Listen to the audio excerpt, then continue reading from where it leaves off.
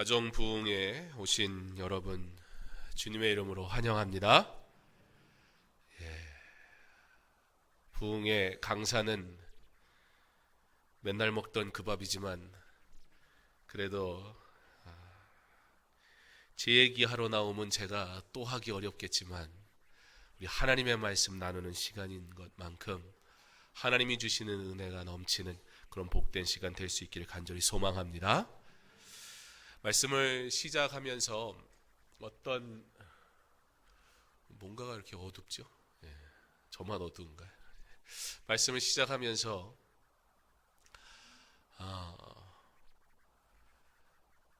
어떻게 시작할까 생각하던 중에 어제 찬양제를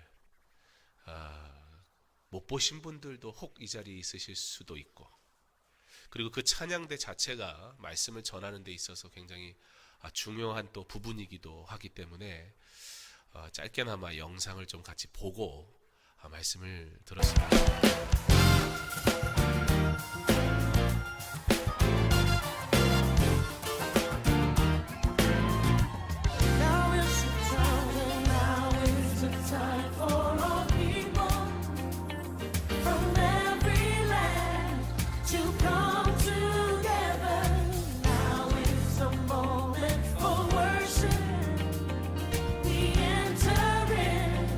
Withholding nothing, He's worth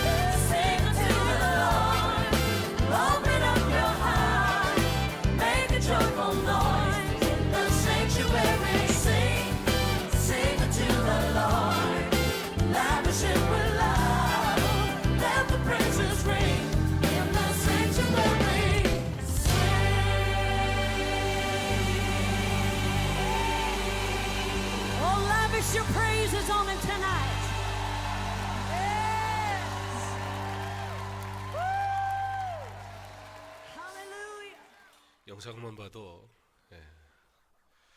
부흥이 오늘 여기서 마쳐도 될 것 같은데, 우리가 저것을 보고 그냥 단순히 내 자녀가 나왔으니까 뭐 기뻐하는 것도 맞습니다. 뭐 부모는 원래 그렇으니까요. 자녀가 잘났고 못났고 그런 거 상관없이 내 자녀 나오면 기쁜 것은 다 부모의 마음일진데, 그럼에도 불구하고 우리가 더 기쁘고 감사한 것은 그 자녀가 예수 믿는 자녀이기 때문입니다. 예수 믿는 자녀가 하나님 앞에 영광 돌리는 모습을 내 눈으로 볼 수 있는 것, 이건 그 어떤 것과도 바꿀 수 없는 축복입니다. 우리 어제 그렇게 가정부흥회 첫날로 찬양부흥회를 가졌고, 또 찬양부흥회가 은혜 가운데 잘 마쳤습니다. 이렇게 믿음의 가정이 되었다는 것이 얼마나 큰 기쁨인지 모릅니다. 찬양제를 통해서 그렇게 앞에 나와서 찬양한 것 너무나 귀하지요, 복되지요. 그런데 우리가 저것을 보면서 한 가지 그 안에 담겨있는 귀한 것을 볼 수 있어야 합니다. 이 찬양제를 준비하면서 내 이 찬양제에 참여하겠습니다 라고 결단하는 그 순간부터 그 가정 안에는 이미 자녀들과 함께 하나님께 어떻게 찬양할까 자녀들과 고민하고 호흡하기 시작한다는 거예요. 찬양제가 앞에 나와서 앞에서 노래를 부르는 것도 중요한 일이지만, 그 찬양대의 시작을 위해서 하나님, 믿음의 가정들이 하나님 앞에 기쁨으로 이 찬양제에 참여할 수 있는 은혜를 주옵소서 기도하기 시작한 사람들이 있었고, 그렇게 기도하며 수고하며 준비한 사람들이 있었고, 그리고 그 기도의 응답으로 한 가정 한 가정 하나님께서 그 마음에 결단을 주시고, 그리고 그 결단한 가족들은 이제 우리가 어떤 찬양으로 하나님께 영광 돌릴까 자녀들에게 물어볼 거 아니에요. 누구야, 어떤 찬양하고 싶으니? 삶 속에서 하나님에 대해서, 예수님에 대해서 너무 당연하게, 너무 쉽게 이야기하기 시작하는 믿음의 소통이 일어나기 시작하는 거예요. 곡을 선별하고는, 그리고 이제는 준비하기 시작합니다. 2번 부를까? 한 번 더 부를까? 춤을 출까? 율동은 어떻게 하면 좋을까? 누가 율동할까? 여러분, 우리가 하나님을 믿는 것, 자녀들과 믿음 안에서, 가정 안에서 하나님에 대해서 호흡한다는 것을 너무 거창하고 어렵게 생각하지 마세요. 우리가 어떻게 하나님 앞에 찬양할까? 우리가 어떤 찬양으로 하나님께 영광 돌릴까? 이게 믿음의 호흡인 줄 믿으시기 바랍니다. 너무 어렵게 너 교회 안 나와? 빨리 가야지. 일찍 일어나라. 물론 다 중요한 얘기기는 해요. 그러나 그 이야기를 듣는 아이들이 그 이야기를 듣기 위해서 먼저 전제돼야 될 것들이 있다는 거예요. 왜 예수를 믿어야 하며 왜 예수 앞에 나와야 하는지, 삶 속에서 부모와 삶의 일상의 대화에서 부모와 그러한 호흡이 계속 이루어져야 된다는 거예요. 부모가 자녀를 교회에 나오게 하기 위해서 눈치 보면 안 돼요. 그렇다고 부모가 자녀를 교회 나오게 하기 위해서 너무 강압적이어도 안 돼요. 그렇다면 이 자녀에게 어떻게 예수를 알게 해야 할까요? 삶 속에서, 일상에서 이 아이들과 함께 호흡할 줄 아는 부모가 되어야 해요. 그래서 가족 찬양제는 단순히 우리가 하나님 앞에 찬양하는 것으로 끝나는 것이 아니라, 단순히 우리가 어떤 찬양제에 출연하는 것으로 끝나는 것이 아니라, 이러한 시간들을 교회가 마련함을 통해서 가정으로 하여금 이 일을 위해서 비록 출연하지 않았다 할지라도 우리 가정도 하나님 앞에 찬양하는 가정이 되게 하옵소서. 다시 결단하고 기도하는 시간을 허락할 뿐만 아니라, 그렇게 참여할 수 있는 가정이 된다면 그 일을 위해 고민하고 수고할 수 있는 일들을 통해서 하나님이 주시는 은혜, 하나님의 은혜를 함께 누리는 방법을 우리로 배우게 한다는 것입니다. 그러므로 여러분, 이런 귀한 일들을 참여하는 일에 적극적으로 임하세요. 원래 저는 가족 찬양제에 참여할 계획이 없었습니다. 근데 연락이 왔어요. 찬조 출연하라고. 그래서 아이들의 의사도 또 중요하니까 아빠가 목사라고 아, 예, 알겠습니다. 저 맘대로 결정하고 그렇게 안 합니다. 애들이랑 밥 먹으면서, 제가 요즘에 아주 큰 식당에서 밥 먹거든요. 뭐 아시는 분은 아시겠지만, 아주 저택에서 살고 있습니다. 요즘에 모든 걸 다 제대로 이용하고 있는데, 식당에서 밥 먹으면서 우리 가족이 이렇게 찬조 출연했으면 좋겠다는데 너희들 어떻게 생각하니? 그랬더니 다 좋대요. 감사하게 다 좋다고 그렇게 얘기를 해서 그때부터 무슨 곡을 할까? 어떻게 할까? 고민하기 시작하고 이야기하기 시작했습니다. 그런데 제가 가족 찬양제에 참여하는 것이 싫어서 신청 안 한 게 아니에요. 저희 아이들이 5년째, 제가 오자마자 처음 했던 게 가족 찬양제였거든요. 그리고 그 다음에 해에 새로 시작한 게 바자회였고, 그러니까 아이들이 5년째 졸랐어요. 왜 우리 집은 안 나가요? 그래서 제가 뭐 이런저런 핑계를 댔지만 두 가지 이유 때문이었습니다. 하나는 가능하면 그런 기회를 갖는 것이 그 가정에 필요한 가정들, 성도들의 가정들이 그 기회를 먼저 좀 가졌으면 좋겠다. 그래서 그거를 구성할 때, 처음 구성할 때도 혹시 참여자가 너무 저조하면 언제든지 얘기를 해라. 우리 가족이 참여하겠다. 그러나 숫자가 많으면 우리는 참여 안 할 테니까 그렇게 하려고 언제나 준비위원한테 그렇게 얘기를 했었어요. 근데 올해는 좀 적어서, 조금 갑자기 준비하다 보니까 미처 준비 못한 가정들이 좀 있어서 아마 좀 적어서 저희들한테 참여를 하라고 했는지, 그 이유 때문에 한 가지 이유였고, 또 하나는 뭐였냐면, 그렇게 목사 가정이 쫙 나왔을 때 한편으로는 보기 좋을 수도 있겠지만, 또 한편으론 저렇게 목사 가정이니까 이런 일들이 참 쉽지 않겠는가? 라는 생각을 혹여라도 하는 성도가 있다면 오히려 그게 마음이 좌절되고 낙심하게 되면 우리는 왜 저런 가정이 아닌가에 대한 고민을 하는 분들이 혹시라도 있을까봐 이 목사 가정이기 때문에 그렇게 앞에 딱 나서는 것이 굉장히 조심스러웠습니다. 근데 마침 제가 보고를 받기도 예년보다 가장 숫자가 적었고, 총 8가정, 전에는 한 10가정에서 12가정, 물론 이제 뭐 다른 셀 이렇게 다 참여해서 그러긴 했지만, 그래서 마침 저희까지 해서 9가정이 된다고 그래서 그럼 아이들과 상의해 보겠노라. 그리고 아이들과 논의하고서는 월요일 날, 그리고 이제 곡을 정하고 준비해서 나왔었습니다. 그러면서 준비를 하는데 이미 저도 그 취지를, 뭐 그거를 합시다 한 것이 저였기 때문에 그 취지를 알고 있었지만, 알고 있으면서도 그 준비하는 과정이 제게는 참 너무나 좋았습니다.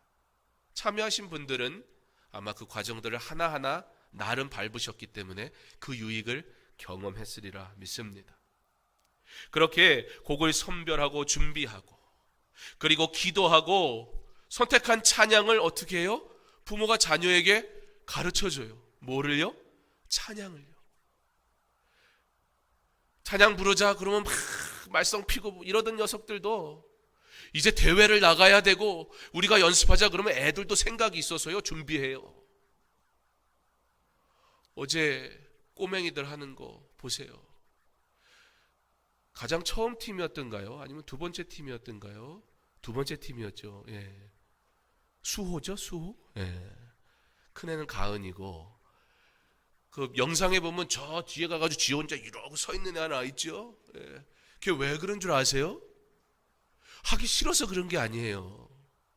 리허설을 하는데 지 누나한테는 마이크를 딱 지워준 거예요. 그러면 지도 갖고 싶잖아요.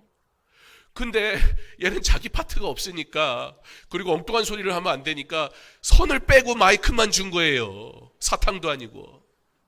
그러니까 그 마이크를 들고 뒷단에 되는 건 줄 알고 부르는데 아무 소리가 안 나니까 누나 거 내놓으라고. 그때부터 마음이 심란해지기 시작해서 얘가 지도 한몫할 건데, 그러니까 이제 실전돼서 나오니까 내려는 안 가는 게 참 신기해요. 그죠? 그 의지가 기특해요. 자기도 열심히 연습했는데 왜 차별하는 거예요? 그죠? 누나는 마이크, 손 달린 마이크 주고 자기는 빈 마이크 주니까 그거 들고 저 뒤에 가가지고.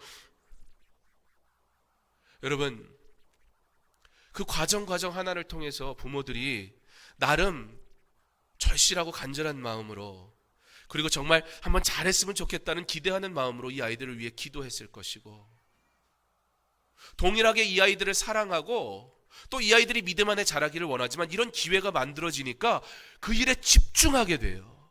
기도하게 돼요. 관심 갖게 돼요. 자연스럽게 찬양을 얘기해요. 아이들에게 그 찬양을 외워야 되고 불러야 되니까 집에서 이전보다 더 찬양을 불러요. 그 아이들이 자연스럽게 찬양을 하기 시작해요. 여러분, 이것보다 더 좋은 신앙의 교육의 방법이 어디에 있습니까? 여러분, 믿음의 자녀를 어떻게 양육하냐고요?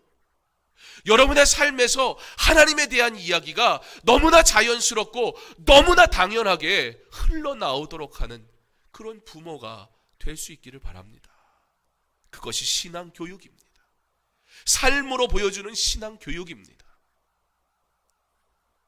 교회는 여러분으로 하여금 그러한 신앙의 교육을 할 수 있도록 말씀으로 훈련시키고 하나님의 은혜가 무엇인지 여러분에게 가르쳐드리고, 거기에서 멈추지 않고 어떻게 하면 이 일이 가정 안에서 이루어지게 할 것인가, 그 일이 가능하게 하려고 3세대 새벽 예배도, 이렇게 가족 찬양제도, 교회가 할 수 있는 다양한 좋은 방법으로 여러분의 그 은혜의 자리에 참여하도록 마련해 드리는 거예요. 그러면 그때 부모는 반응하는 거예요. 어떻게 해요? 신앙으로 반응하는 거예요. 하나님의 은혜를 어떻게 누립니까? 하나님이 주신 은혜를 신앙으로 삶에서 반응할 때 그 복음이 자녀들에게 흘러 들어가게 되는 것입니다. 그렇게 안 해도 예수 믿는 자녀들이 혹 있지요. 그건 기적이고 하나님의 은혜인 것뿐이지, 내가 아무 수고 안 했는데 그 자녀가 잘 예수 믿는다고요?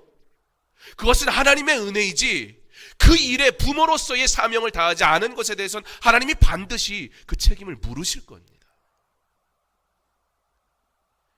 교회는 신앙교육을 위한 본질적인 일들과 함께 가정과 삶에서 신앙의 훈련을 할 수 있는 환경을 조성해주고, 부모는 듣고 배운 말씀의 은혜, 그것을 가지고, 그리고 교회가 마련해주는 여러 가지 제도들과 장치들을 적극적으로 활용하면서 주보에 가정예배 순서지가 나가면 어떻게 하면 될까요? 어떻게 하면 될까요? 세 번째 여쭤봐도 대답을 안 하실 것 같아서 그렇게 하면 됩니다. 여러분, 자녀의 신앙교육을 다른 이에게 맡기지 마세요. 자녀의 삶에 관심 없는 부모 없습니다. 자녀의 교육에 나 몰라라 하는 부모는 없습니다. 하물며 신앙이 어찌 부모의 관심 밖의 일이 될 수 있겠습니까? 이렇게 삶에서 예수님을 경험하게 하고 찬양으로 믿음을 고백하게 하며 자라게 하는 시간들이 우리 아이들의 삶에 하나하나 쌓여갈 때 우리 자녀들은 하나님을 깊이 알고 경험하며 은혜를 누리게 되어 부모의 하나님이 아닌 자신의 입술로 나의 하나님 되심을 고백하게 될 것입니다. 그렇게 부흥의 첫날로 진행된 가족 찬양제는 매우 귀중한 시간이었고, 나아가 우리가 믿음의 가정으로 살아가고 있음을 경험하고 자랑함으로, 그런 자랑은 얼마든지 하셔도 돼요. 우리 예수 믿어요 라고 세상 앞에, 성도 앞에 자랑하는 건 얼마든지 하셔도 좋아요. 그렇기에 그것이 은혜를 누리는 기쁨의 장이 될 수 있었던 것입니다. 왜요? 정말 솔직히 한번 얘기해 볼까요? 실력으로 설 수 있는 팀이 몇 팀이나 있었을까요?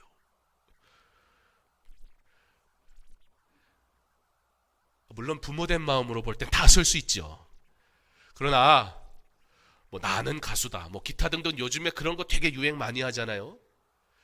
그래서 우리 음악 수준이요, 이 나라 이 백성 음악 수준이 얼마나 높아졌는지 몰라요. 난 그렇게 몰라도요, 난 못 부르는 건 끝내주게 비판해요. 듣고 본 게 있어가지고 뭐 소리반 공기반 뭐 이런 소리 하면서.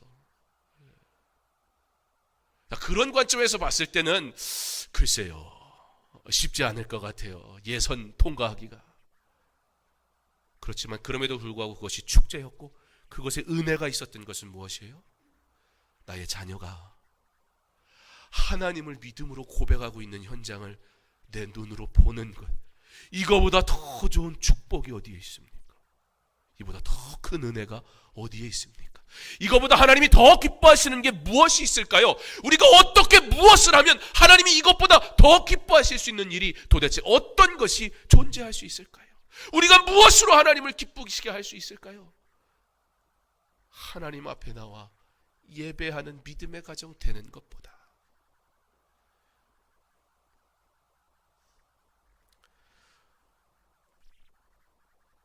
여기서 이렇게 끝내면 참여하지 않은 분들이나 또는 아직 자녀들이 예수를 잘 믿지 않거나 믿었었거나 믿었지만 떠났던 가정들은 은혜가 안 되고 실망이 되실 텐데, 아직 시간 많이 남았으니까 좀 찬찬히 기다리면서 잘 들으시기 바랍니다. 자녀가 어린 것만 얘기하는 것이 아닙니다. 내게 생명 주시는 그날까지 내 자녀는 품고 기도하고 축복하고 하나님의 길로 인도할 사명이 내게 있음을 기억하며 오늘 말씀을 천천히 끝까지 잘 들으시기 바랍니다. 그 일을 위해서 오늘 말씀 시간이 있는 거예요. 오늘과 내일 이틀 동안은 장년과 어린이로 구별되어서 말씀 부흥회가 진행되고, 그리고 마지막 날은 그 자녀들과 함께 이 자리에 나와서 축복 부흥회가 진행되게 됩니다. 찬양 부흥회, 말씀 부흥회, 축복 부흥회, 이번 가정 부흥회는 이전에 다른 부흥회들과는 조금 다르게 우리 성도들이 좀 더 긴밀하게 참여하고 은혜를 누리는 그런 시간으로 마련했습니다. 모든 시간마다 분명한 사실 하나는, 우리 성령께서 역사하실 때 또한 이 말씀으로 믿음으로 받는 자에게 하나님께서 놀랍게 그 기적을 나타내 보이실 줄 믿습니다. 제게 달려있는 일이 아닙니다. 저 또한 하나님의 은혜를 받아야 하는 존재일 뿐이고, 그저 말씀을 전할 사명을 받은 목사이기에 있는 그대로 전달할 때 오직 하나님의 말씀이 선포된 그때 믿음으로 받는 자에게 하나님의 기적이 분명히 나타날 줄 믿습니다. 히브리서 3장 6절에 그리스도와 가정의 관계에 대해 이렇게 기록합니다. 그리스도는 하나님의 집을 맡은 아들로서 그와 같이 하셨으니 우리가 소망의 확신과 자랑을 끝까지 굳게 잡고 있으면 우리는 그의 집이라. 유진 피터슨이 쓴 The Message라는 책에 보면 이 본문을 이렇게 쓰고 있습니다. 그리스도는 아들로서 그 집을 맡고 계십니다. 이제 우리가 이 담대한 확신을 굳게 붙들면 우리가 바로 그 집입니다. 우리말 성경에는 이것을 좀 더 쉽게 설명합니다. 그러나 그리스도께서는 하나님의 집에서 아들로서 충성하셨습니다. 우리가 소망에 대한 확신과 긍지를 굳게 잡으면 우리는 곧 그분의 가족입니다. 가정이라는 작은 공동체의 그 구성 요소에 대해서 잘 알고 있어야 합니다. 어떻게 이 가정을 하나님이 만드셨는가에 대해서 우리는 이해하여야 합니다. 그래야 가정에 대해 이해하고 가정을 가정답게 만들 수 있을 것입니다. 말씀을 통해 알 수 있듯이 가정은 나만의 것이 아닙니다. 가정의 시작이 나와 내가 사랑하는 누군가가 만나서 시작됐다고요? 그것도 맞는 말이지만 이 가정이라는 것을 허락하신 것은, 그 시작은 곧 그리스도로부터라는 사실을 우리는 늘 기억하여야 합니다. 그리스도가 그 안에 함께 하시지 않을 때 이 가정은 내 소유물이 되고, 이 가정에 대한 판단, 이 가정이 가야 할 길은 내 생각과 내 한계와 내 욕심으로 채워져 버리게 될 것입니다. 말씀을 통해 알 수 있듯이 가정은 그렇기 때문에 나만의 것이 아니라 우리 주님이 함께 하시는 곳입니다. 그러므로 가족의 주인은 예수님이시며 그 가정을 지키시는 분도 예수님이십니다. 그렇게 가정 안에서 가정의 모든 구성원들이 예수님에 대한 소망과 확신을 붙드는 것이 가족을 안전하게 지키는 길입니다.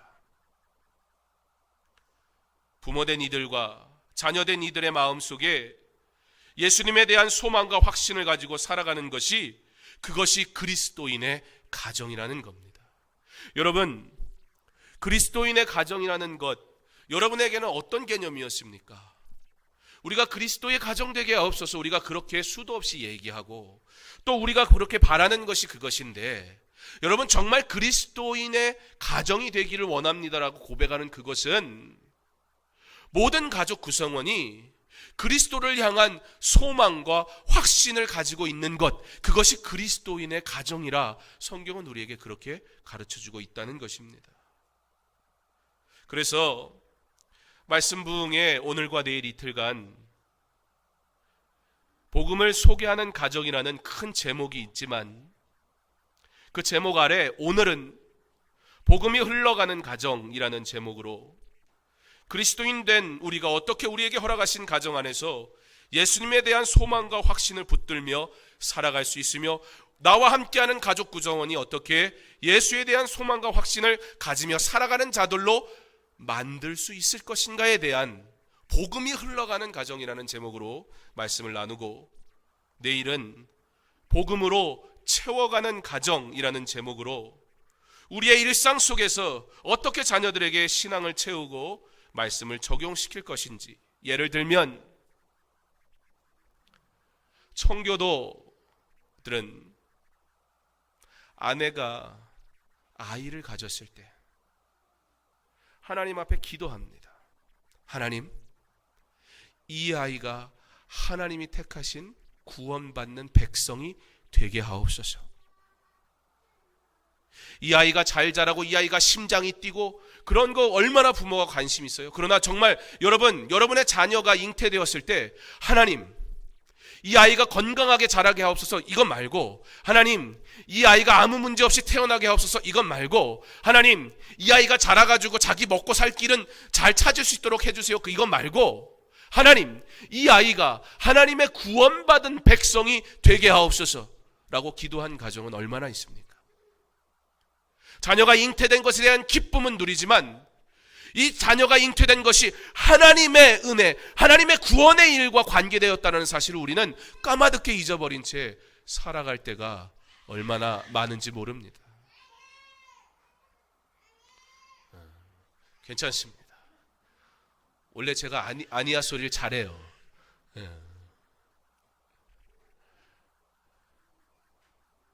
하나님께서 우리에게, 청교도들이라면 벌써 오래전 얘기거든요. 그런데 지금 우리의 삶 속에서 우리가 이 현대사회에 살고 있음에도 그들만도 못하게 부모의 역할을 했던 성경적인 부모로서 얼마나 부족했는지 청교도들이 우리에게 굉장히 정확하게 보여줘요. 자녀에게 있어서 아버지의 역할이 얼마나 중요한지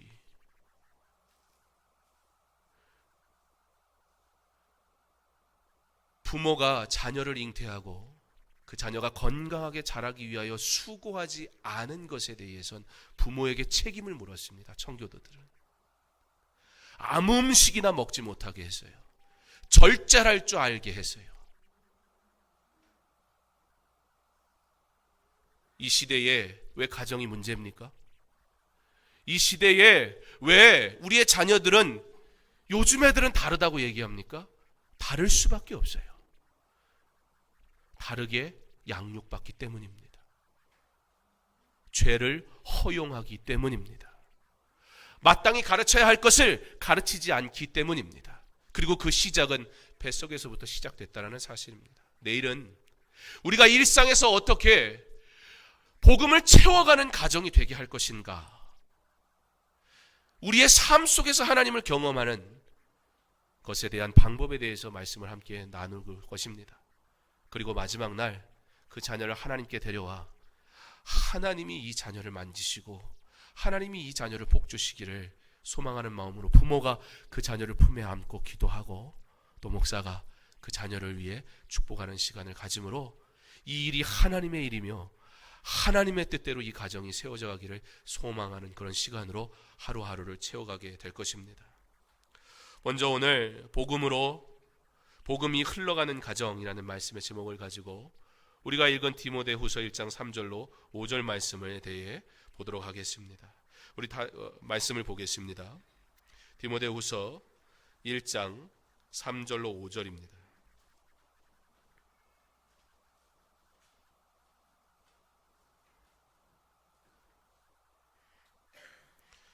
우리 한 목소리로 함께 봉독하겠습니다. 내가 밤낮 간구하는 가운데 쉬지 않고 너를 생각하여 정결한 양심으로 조상적부터 섬겨오는 하나님께 감사하고 내 눈물을 생각하여 너 보기를 원함은 내 기쁨이 가득하게 하려 함이니 이는 내 속에 거짓이 없는 믿음이 있음을 생각함이라.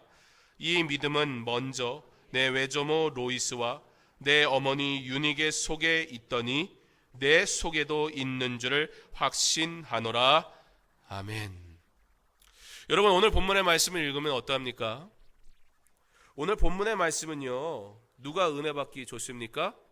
저 같은 사람입니다.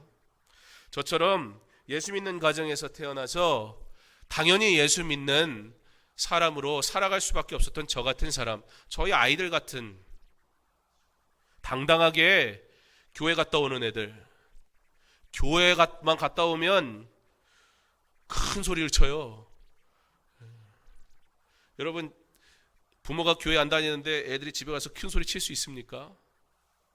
우리 중학생 한 명도 예배 드리다가 집에 돌아가야 되는 시간이 있기 때문에 걔는 금요 예배도 왔다가 가요. 왜냐하면 엄마가 교회 오는 걸 허락을 안 하니까. 그런 아이들도 있어요. 그런 사람들이 이 본문 읽으면 어떻겠어요? 야, 나도 저런 가정이면 참 좋겠다, 그런 생각하지 않겠습니까? 여러분들 가운데도 여러분이 첫 번째로 믿음 생활하는 분들이 분명히 있을 겁니다. 그러면 그런 분들은 왜 나는 이런 가정이 주어지지 않았을까 라는 아쉬운 마음도 분명히 있을 것이고, 그런데 아쉬운 마음으로만 끝나는 것이 아니라 그렇기 때문에 이 본문 말씀이 내게 적용이 과연 되겠는가라는 질문도 솔직히 생기기 마련입니다. 결국 이 얘기는 무엇입니까? 신앙을 유산으로 물려주는 것, 그것이 얼마나 중요한지 모른다.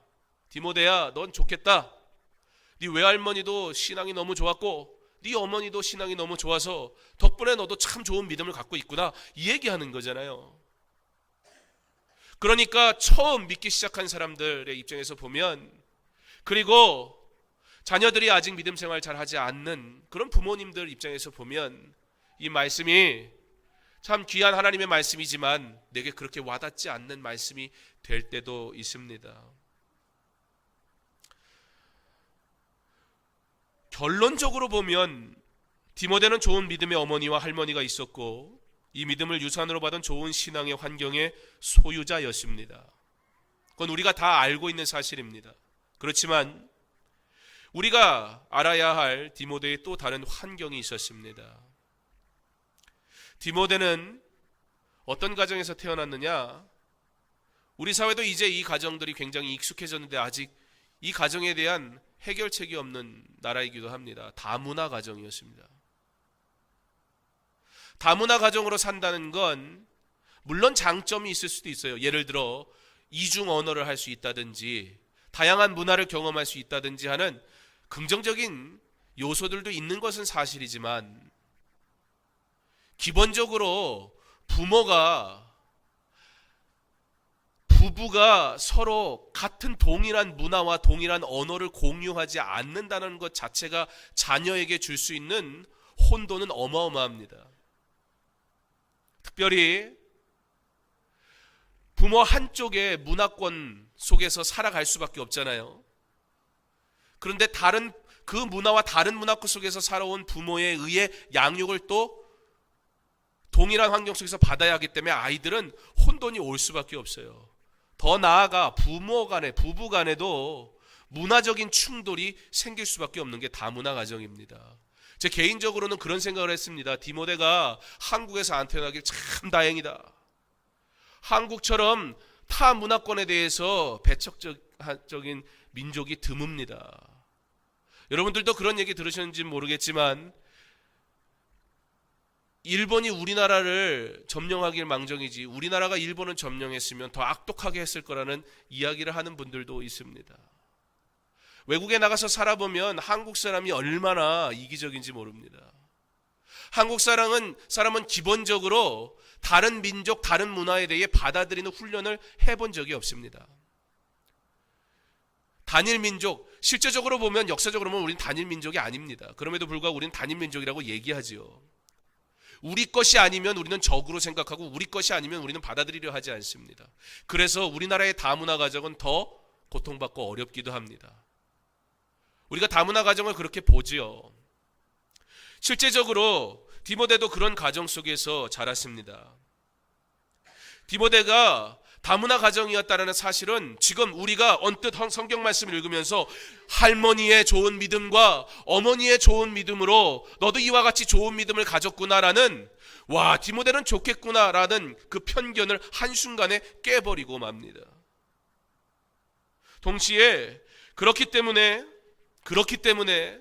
우리로 다시 한번 생각하게 하는 것은 뭐냐면 좋은 믿음의 가정을 만들어가는 것이 정말 얼마나 귀한 것인가. 왜냐하면 디모데의 삶을 우리가 보면서 디모데가 하나님의 귀한 일꾼이 그럼에도 불구하고 되었다는 사실을 우리가 보게 되면서 우리가 미처 깨닫지 못했던 디모데에게 있었던 그 가정 안에서의 또 다른 문제가 분명히 있었음에도 불구하고 그가 하나님의 귀한 일꾼이 되었던 것은 무엇 때문이었는가? 바로 어떠한 상황과 환경이라 할지라도 믿음이 가장 우선이 되고 그 믿음 안에서 자란 자녀는 분명히 하나님께서 복주시고 하나님께서 키우시고 하나님께서 그의 일꾼으로 삼으시더라. 환경이 그 자녀를 하나님의 법으로부터 결코 떠나지 않게 하더라는 사실을 오히려 우리에게 확신 있게 알게 해주는 겁니다. 다양한 갈등이 있는 가정 환경에서 그렇기에 더욱더 믿음을 가장 최우선으로 지킨 디모데의 가정은 디모데를 하나님의 은혜로 말미암아 그를 귀한 하나님의 사역자로 양육할 수 있었습니다. 우리는 흔히 환경에 핑계를 대고는 합니다. 물론 핑계라고 말하기에는 내가 감당하기에는 너무나 힘든 현실인 것도 사실입니다. 어쩌면 저 같은 너무나 당연히 예수 믿는 집안에서 자란 저 같은 사람들이 여러분의 마음, 지금 첫 번째 신앙을 가지고 복음 전하며 사는 여러분의 마음을 다 이해 못할 수도 있을 것입니다. 그래서 그러한 환경이었지만 그러나 어떻게 생각해 보면 예수를 믿지 않으려면 얼마든지 믿지 않을 수 있었던 환경에 있었던 디모데를 여러분에게 소개하며 과연 우리가 말하는 환경의 핑계가 합당한 것인가? 과연 우리가 말하는 그 많은 이유들이 정말로 우리 자녀가 하나님을 믿을 수 없는 이유가 되는 것이 맞는 것인가? 다시 한번 생각해 보기를 원합니다. 아무리 좋은 배경의 가정에서 태어나도 인생의 실패자가 될 수 있는 반면 아무리 어려운 환경에서 태어나도 뛰어난 사람으로 성장할 수 있습니다. 물론 요즘은 개천에서 용나는 일이 어렵다고 말하는 시대이기는 합니다. 그리고 금수저, 은수저, 흙수저를 말하며 잘난 사람이 결국 잘나고 있는 사람이 더 벌더라 라고 말하는 것도 사실입니다. 그러나 사랑하는 성도 여러분, 그것은 세상 사람들이 하는 이야기입니다.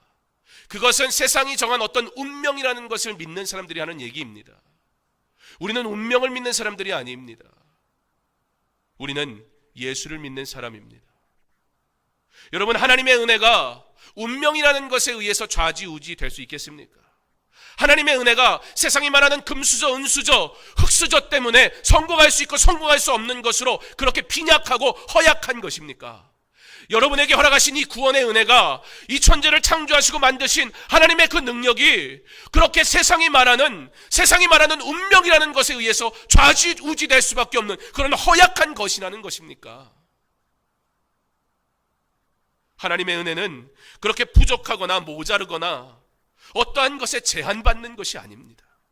하나님의 은혜는 결코 예수를 믿을 만한 어떠한 자격도, 어떠한 은혜도, 어떠한 능력도, 어떠한 실력도 가지지 못한 나 같은 자도 구원하신 놀라운 하나님의 능력임을 믿으시기 바랍니다. 그 하나님의 은혜가 우리 자녀에게 임할 때, 그 하나님의 말씀이 우리 자녀의 마음속에 심겨질 때, 그 아이들의 상황과 환경이 중요한 것이 아니라 그 하나님의 은혜는 반드시 우리의 자녀를 하나님의 사람으로 만들 줄 믿습니다. 그러므로 우리가 포기하지 않는 거예요. 그러므로 우리가 디모데와 같이 다문화 가정에서, 다른 문화권 속에서 하나님을 온전히 믿기에는 어려운 상황이었지만, 그러나 그렇기에 더욱더 내가 가진 하나님, 이것 외에는 내 아이를 믿음으로, 이것 외에는 내 아이를 성공의 길로, 이것 외에는 내 아이를 온전한 사람으로 키울 방법이 없어. 외할머니가, 할머니가 이 믿음 지키면서 하나님 앞에 기도하고 하나님의 말씀으로 삶에서 양육했더니 하나님이 그 말씀으로 자란 디모데를 하나님의 귀하고 복된 위대한 사역자로 삼으시더라는 이 놀라운 은혜가 저와 여러분의 가정에도, 여러분의 자녀 가운데도 임하여지길 간절히 원합니다. 무엇보다 바울이 알았어요. 그냥 디모데 하는 모습을 보고 디모데가 우리 어머니가요 믿음이 좋았고요, 우리 할머니가요 믿음 되게 좋았어요, 소개받았어가 아니라, 우리는 바울의 전도 여행을 통해서 디모데의 고향인 갈라디아 지역을 바울이 지나면서 디모데의 어머니와 외할머니를 만날 수 있었을 것이라 충분히 생각해 볼 수 있습니다.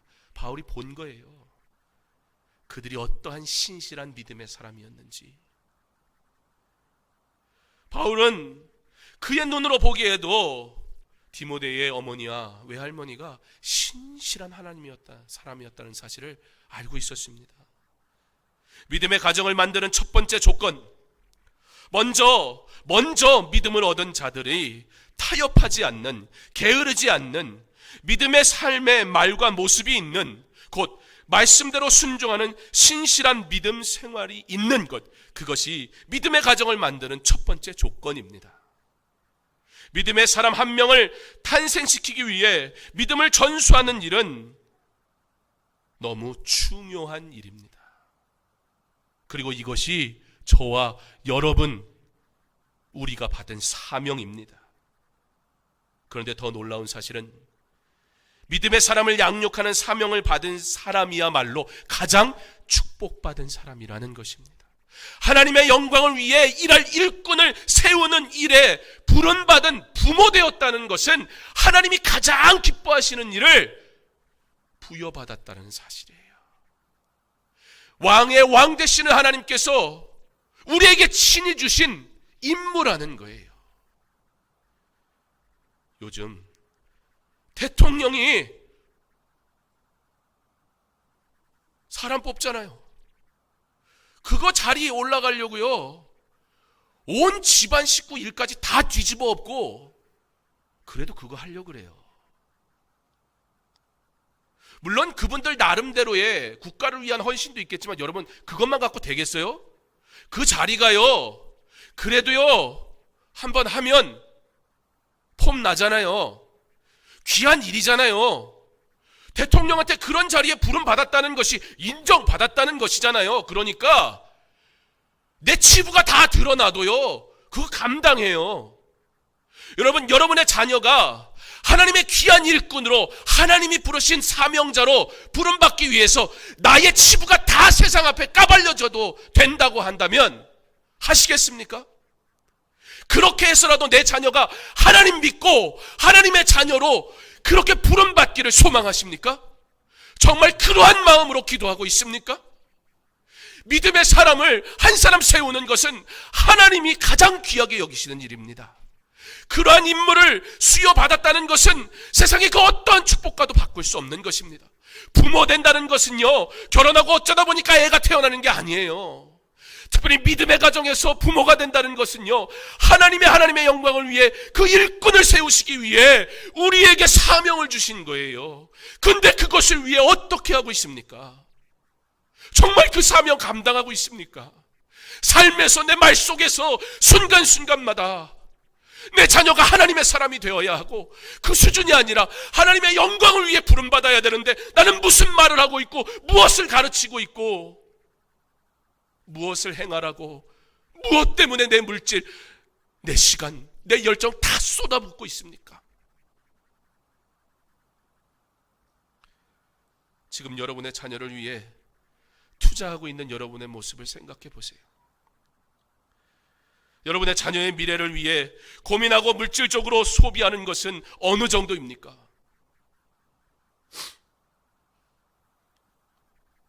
좋은 학교 보내겠다고 위장 전입도 하고, 부모라면 별의별 거 다 아는 교육열 넘치는 그러한 나라에 우리는 살아갑니다.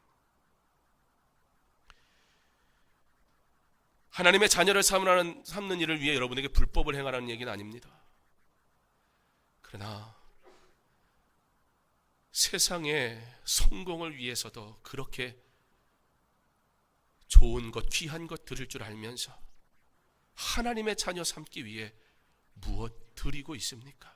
어떠한 삶을 살고 있습니까? 정말 자녀가 복된 자로 자라게 하는 일에 믿음이 자라는 것임을 믿는다면, 그 사명이 가장 큰 축복이라는 걸 내가 안다면 지체하지 않고 이를 위해 우리의 전부를 드리고 힘쓰고 애쓸 것입니다. 이 사명을 받은 자들, 그들은 우리는 그리스도인 된 부모라 얘기합니다. 우리는 세상의 부모와 다릅니다. 하나님은 우리를 세상의 부모와 구별해서 부르셨습니다. 부모에게 주신 사명은 그 가정에 허락하신 귀한 생명이 하나님의 일꾼으로 자라게 하는 것이, 목숨 걸고 그 일하는 것이 부모의 사명입니다. 그렇게 그들은 그 어려운 환경 속에서도 이 믿음을 가장 귀하게 여기고 그것을 전달하는 데 애썼고, 하나님은 그들을 통해 디모데를 귀한 하나님의 일꾼 되게 하셨습니다. 여러분의 자녀들에게도 그와 같은 동일한 은혜를 허락하시기를 원합니다. 우리의 삶의 환경은 조금씩 다를 겁니다. 저처럼 너무 당연하게 예수 믿어야 되는 이런 좋은 환경에서 자란 사람들은 저는 여러분 마음 다 이해 못할지도 모릅니다. 그러나 우리 하나님은 다 아세요. 내가 어떻게 아파하는지, 내가 어떤 눈물 흘리고 있는지. 목사는 잘 몰라도 우리 하나님은 여러분 마음 다 아세요.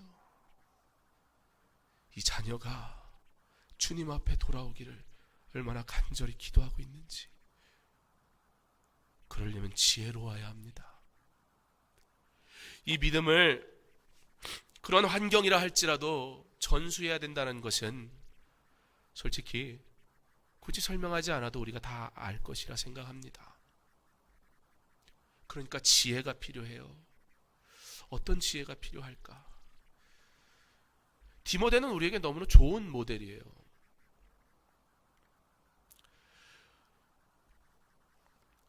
유니게는, 디모데의 어머니 유니게는 참 지혜로운 여인이었습니다.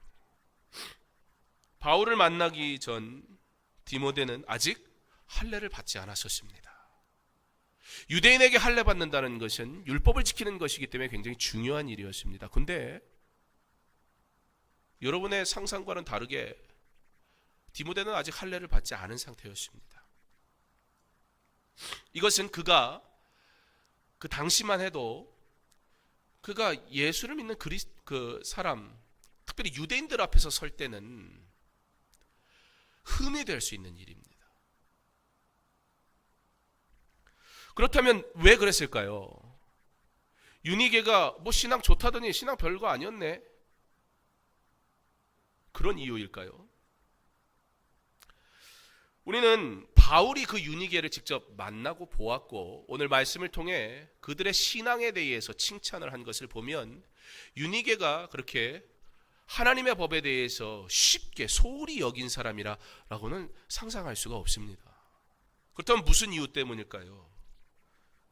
말씀드린 것처럼 디모데는 다문화 가정이었습니다. 유니게의 어머니는 유대인이었고 아버지가 헬라인이었습니다.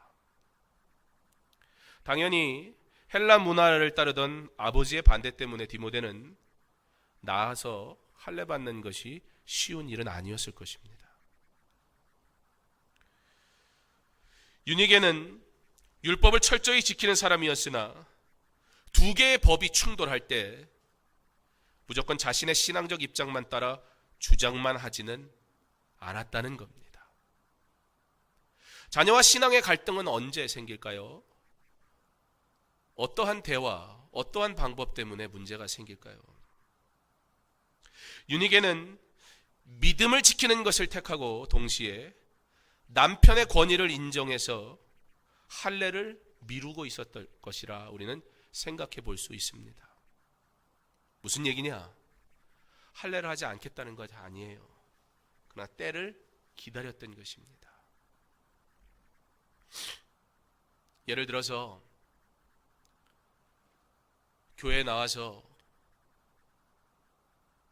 야, 너 빨리 세례 받아, 학습 받아. 그게 필요할 때도 있어요. 그런 기회를 통해서 잘 자랄 수도 있으니까요. 그러나 내가 내 자녀를 잘 알잖아요. 자녀의 성향을 또 알잖아요. 그럴 때 어떻게 하는 것이 좋을까? 오자마자 아우 교회는 뭘 별의별 걸 다 하라고 한다고, 그렇지 않아도 교회 한번 나와주기 힘들게 나왔는데 엄마가 막 이걸 기다렸다는 듯이 그냥 막 자기를 몰고 가는데 엄마 나 이렇게 하면 교회 안 다녀. 왜냐면 그러면 엄마가 약해지는 거 알거든요, 또 요놈들이.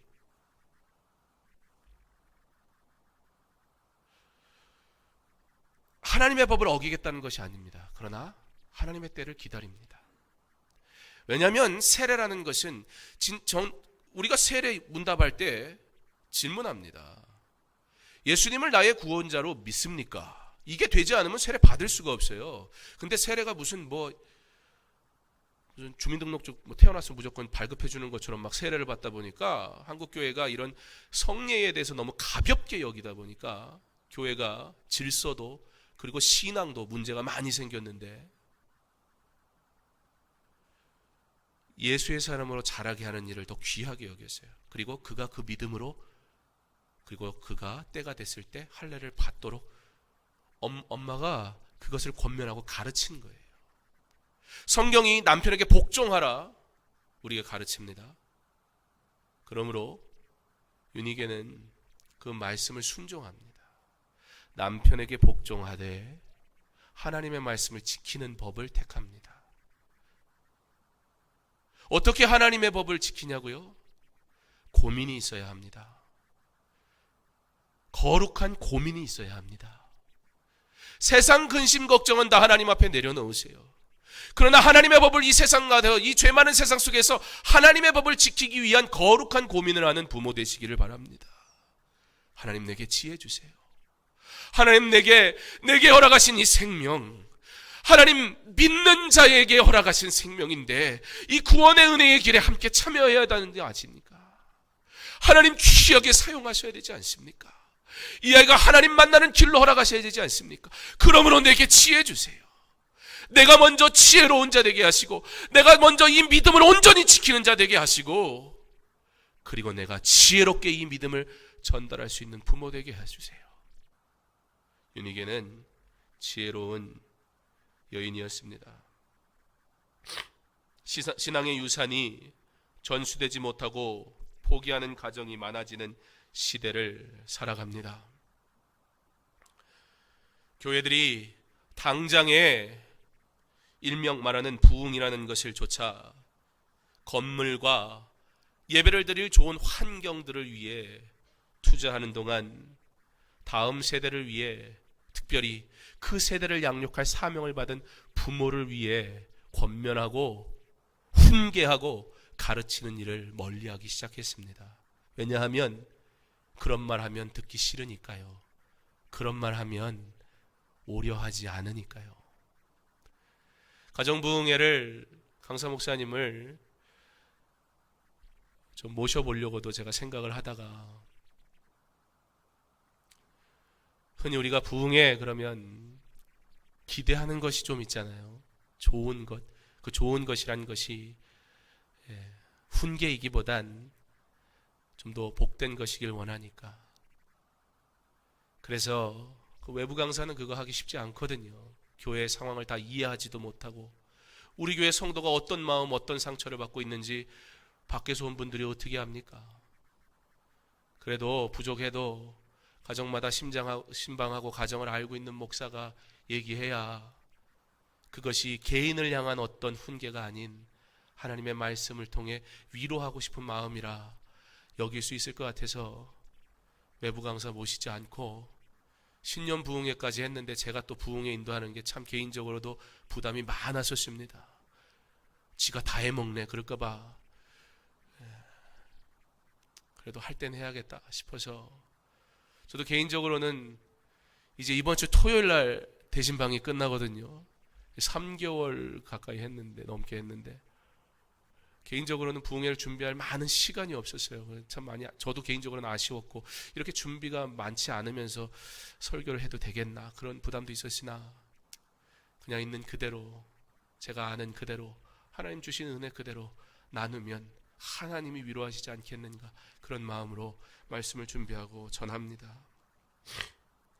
신앙의 유산을 포기하는 그런 세대가 우리 강서중앙교회는 나타나지 않기를 바랍니다. 만약에 그런 가정이 있다면 하나님 저에게도 분명히 그 잘못을 물으실 텐데, 그거 어떻게 제가 감당하겠습니까? 저를 이곳에 목사로 부르셨으면 그 가정 하나하나 귀하게 여기고 섬기고 사랑하라고 보내셨는데, 이런 얘기 외부의 누구한테 와서 해달라고 하는 것도 옳지도 않은 것 같고, 그래서 아까 기도 때도 잠깐 언급했지만 여러분에게는 조금 어려움이 있을 만한 그런 말도 이번 부흥회는 좀 하고 있습니다. 건물은 커지고 화려해지고, 그래서 일시적으로 교회는 부흥하는 것 같고 사람들은 많은 것 같은데, 이렇게 저렇게 나름 노력하고 보니, 이 교회 저 교회에 돌아다니다 보니 예수 믿는 사람은 여전히 믿고 있어서 숫자는 간신히 유지되고 있기는 하는데, 다음 세대의 복음화는 확연히 줄어들고 있는 시대를 살아가는 우리는 이러한 여러 가지 이유에 대해 다양한 이유들을 말하고는 합니다. 저출산, 잘못된 문화, 여러 가지 다양한 환경적 요소들이 복음을 전하는데 어렵다고 말하기도 합니다. 그러나 여러분, 과연 그것만이 유일한 이유일까요? 과연 그것 때문에 복음이 제한을 받는 것일까요? 하나님의 은혜는 어떠한 것으로도 제한할 수 없는 것인데, 과연 그러한 이유들이 교회가 부흥할 수 없는 이유일까요? 정말 결정적인 이유는 다른 곳에 있음을 우리 솔직히 잘 알고 있으면서 왜 우리 다른 것으로 핑계대고 있을까요? 초대 한국교회 성도들, 우리의 신앙의 선배들은 목숨 걸고 예수 믿었습니다. 주를 위한 것이라면 모든 것 드리며 살았습니다. 비록 배운 게 적어서 좀 무식하기는 했지만 그래도 십자가를 위해 희생할 줄 알았고, 말씀을 지키기를 수고했으며 믿음을 감사로 받고 귀하게 여길 줄 알았습니다. 너무 지나쳐서, 그 귀하게 여김이 너무 지나쳐서 조금 배움이 부족해서 교회의 물건 하나하나에 마치 또 신적인 권위가 있는 것처럼 그것을 신적 권위를 부여하고 기복적인 신앙을 가져 문제가 됐던 것도 사실이기는 하나, 그러나 그 중심에 주님의 교회를 사랑하는 그 마음만큼은 비교할 수 없었습니다. 그리고 무엇보다 이렇게 내게 주어진 이 귀한 신앙, 어떻게 받은 신앙인데 그거 전수하는 것, 그 무엇보다 소중하게 여겼습니다. 바로 초대교회, 한국교회 성도들의 삶이었습니다. 그렇게 부모가 받은 사명, 곧 자녀를 믿음의 일꾼으로 하나님의 사명자로 세우는 일에 수고하기를 멈추지 않았을 때 한국교회는 부흥했고, 한국교회는 하나님이 능력의 손으로 함께하사 놀라운 일을 행할 수 있었습니다. 사랑하는 성도 여러분, 디모데 가정은 오늘 바울이 우리에게 말해주는 것과 같이 그렇게 거짓 없는 믿음, 그 어머니 할머니의 믿음을 칭찬할 때 바울이 거짓 없는 믿음이라 그렇게 얘기해요.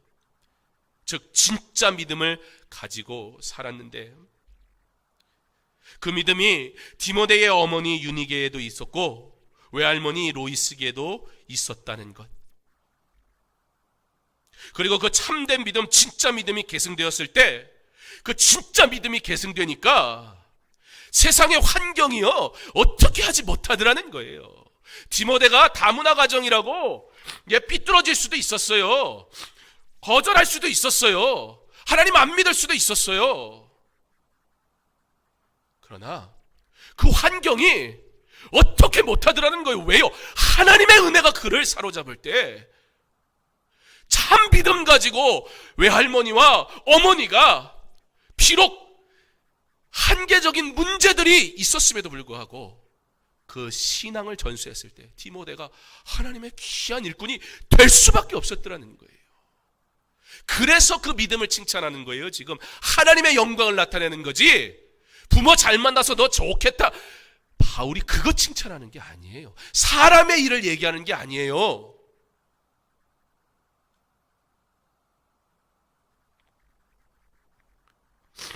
거짓 없는 믿음,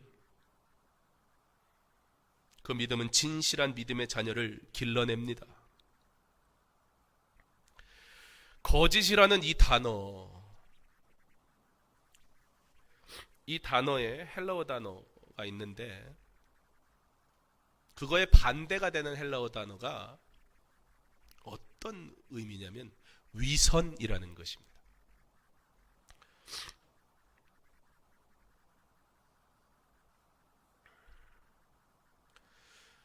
거짓 없는, 이것의 반대가 위선이라는 거예요. 그러니까 거짓이 있는 믿음은 뭐냐? 위선적인 믿음을 얘기한다는 거예요. 뭐 거짓말했다 그런 개념이 아니고, 위선적인 신앙생활을 하지 않은 너희 어머니, 너희 외할머니, 하나님 앞에, 그 말씀 앞에 복종하고 순종하며 살아갔던 너의 어머니, 너의 할머니의 믿음을 하나님이 기쁘시게 여겨서 그 믿음을 너로 전수받게 하셨다, 그 얘기예요. 하나님의 은혜에 대한 얘기예요.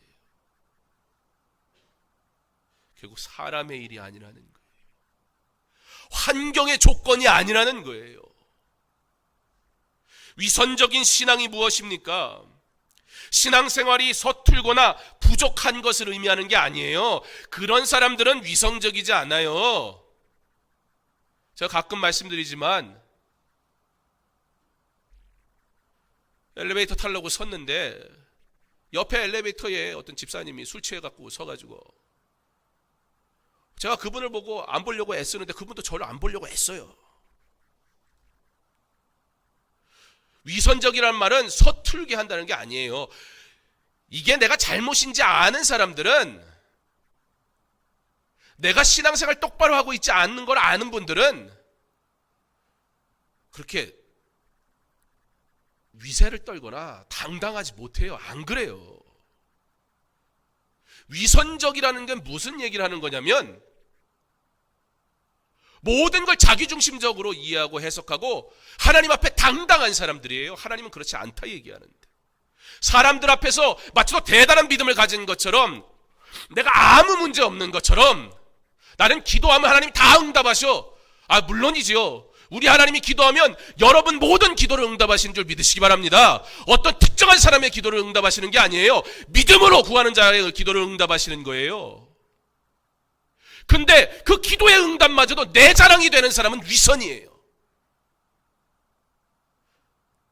내가 기도하면 낫고 내가 기도하면 어떻게 되고 그런 게 세상에 어디 있습니까? 그럼 본인이 하나님 해야지요. 하나님이 내 기도를 들으사 응답하신 거지요. 믿음으로 구하였더니 나의 부족함에도 불구하고 하나님의 영광을 위해 하나님이 역사하신 거지요. 내가 건강합니까? 하나님의 은혜인 줄 믿으시기 바랍니다. 내가 주님 앞에 예배하는 자로 날마다 주의 전에 나옵니까? 하나님의 은혜인 줄 믿으시기 바랍니다. 교만하면 안 됩니다. 위선적인 신앙생활하면 안 됩니다. 세상에서 하나님과 상관없이 살아가 놓고 교회에 와서 대단한 믿음 있는 것처럼 아무렇지 않게 입술을 열고 찬양을 하고 기도하는 우리의 위선적인 신앙적인 모습, 내가 하면 그럴 수 있는 일이라고 쉽게 여기며 하나님의 말을 가벼이 여기는 위선적인 신앙의 모습. 오늘 바울은 디모데에게 너희 어머니가, 너희 할머니가 그런 위선적이지 않은 믿음을 가지고 하나님 앞에 솔직하게 있는 그들의 모습 가지고 충성되이 섬겼더니 하나님이 너에게도 그와 같은 동일한 믿음을 주셨구나. 거짓 없는 믿음, 그것이 참 믿음이라는 것입니다. 내 신앙의 모습 다시 점검하기 바랍니다. 믿음의 가정을 세우기 위한 거짓 없는 믿음을 소유한 저와 여러분 되기를 바랍니다. 무엇보다 하나님 앞에서 온전한 그리스도인의 삶을 살아가기를 소망합니다. 그때에 우리는 하나님의 은혜를 전달하는 자가 되어 있을 것입니다. 지혜롭게 하나님의 사랑을 전달하는 자가 분명히 될 것입니다. 복음은 하나님의 사랑을 입은 자들을 통해 아직 그 사랑을 알지 못하는 자들에게 흘러가는 것입니다. 복음이 흘러가는 가정, 특별히 믿음의 부모를 통해 믿음의 가정에 허락하신 자녀들에게 그렇게 복음은 흘러가는 것입니다. 그렇게 삶에서 거짓 없는 참 믿음이 순간순간 말 한마디 한마디 여러분의 세상의 일을 하나 하나님의 사람으로 살아가며 세상의 일을 하나님의 방법대로 해결하려고 애쓰고 수고하고 노력하고 눈물 흘리고 엎드리는 여러분의 모습을 자녀들이 보면서 복음은 그렇게 여러분의 자녀들에게 흘러갈 것입니다. 마땅히 행할 길을 아이에게 가르치라.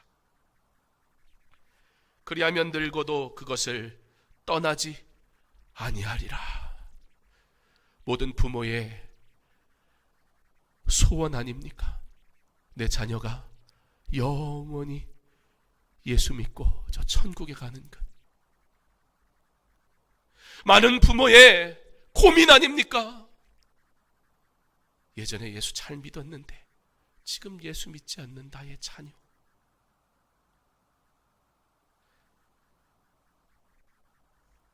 사랑하는 성도 여러분, 여러분의 자녀의 나이가 몇이냐가 중요한 것이 아니에요. 지금 바로 오늘부터 복음을 위선적이지 않은 거짓이 없는 진짜 믿음의 삶을 사는 모습을 가지고 여러분의 가정에서 삶에서 순간순간마다 이 복음을, 이 말씀을 흘려보내세요. 마땅히 행할 길을 내가 살아가며 가르치세요. 우리 하나님 분명히 약속하십니다. 그리하면 늙어도 그것을 떠나지 아니하리라. 이 귀한 복음을 자녀에게 흘려보낼 때 그 말씀이 내 자녀가 가야 할 길을 인도하실 것이며 언젠가는 부모가 더 이상 그 자녀를 위해 기도할 수도 돌아볼 수도 없는 죽음의 때가 올 것인데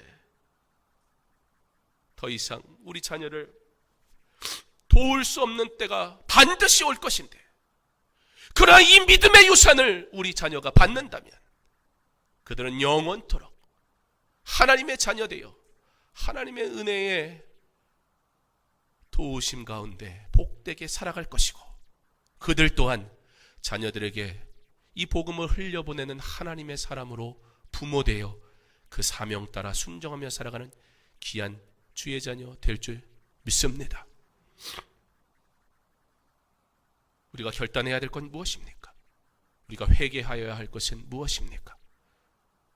우리가 흘려보내야 할 말씀이 우리 안에 있습니까? 우리가 말씀이 아닌 세상의 것, 죄악된 것, 때로는 과격하게, 때로는 죄인 줄 알면서 눈 감아주면서 흘려보낸 죄악된 것들은 없습니까? 복음을 흘려보내는 가정 되시기를, 그러므로 복음이 우리 가정 안에 흘러 넘치기를, 그리스도인의 가정이란 하나님의 소망과 그리고 확신을 가진 가정을 그리스도인의 가정이라 부른다는 사실을 기억함으로 여러분의 자녀들의 입술을 통해 하나님에 대한 믿음의 고백이 나타나기를, 우리 하나님이 여러분의 가정을 통해 영광 받으시기를, 강서중앙교회에 속한 모든 성도들의 가정은 그렇게 믿음의 가정 되어 하나님의 뜻을 이루며 살아가는 하나님의 기뻐하시는 가정 다 될 수 있기를, 우리 하나님이 포기하지 않으셨음을 그러므로 나도 포기하지 않고 끝까지 주님 나 부르시는 그날까지 이 사명 감당하기를 결단하고 주님 앞에 엎드리는 귀한 하나님의 자녀들 다 될 수 있기를 주님의 이름으로 축원합니다.